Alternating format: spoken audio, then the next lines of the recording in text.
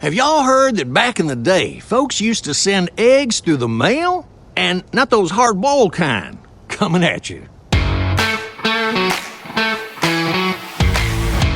Today we're cracking into a bit of unusual postal history, because believe it or not, around the turn of the century, 20th century that is, before packaging regulations got all fussy, folks actually mailed raw eggs through the U.S. Post Office. Now, you might be thinking, how in the world did they arrive in one piece? Well, the truth is, sometimes they didn't.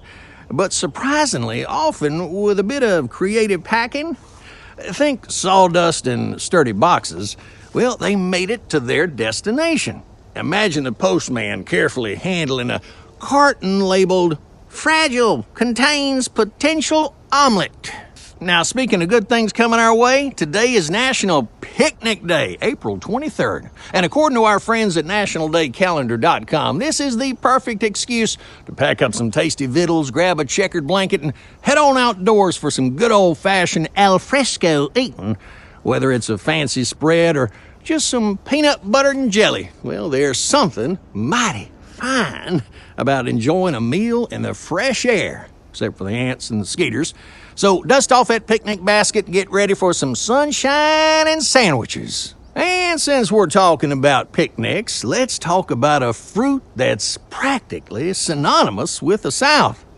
I'm talking about the peach. Now, Georgia might be known as the peach state, and that's for good reason. Those fuzzy, juicy orbs are a true delight. But did you know that peaches weren't originally from America? Say what? No. They actually came all the way from China, making their way through Persia and Europe before finally arriving on our shores. But boy, howdy, did they find a good home here in the South or what? From pies to cobblers, to just plain eating them fresh off the tree, the peach is a Southern treasure. And now, y'all, let's turn our hearts and our minds to a little wisdom from the good book. Today, I'm thinking about the parable of the sower from Matthew chapter 13. Now, Jesus tells a story about a farmer who was scattering seeds. Some fall on the path and they get eaten up by birds. Some fall on rocky ground and they wither up. Some fall among thorns and they get choked out. But some fall on good soil and produce a bountiful harvest.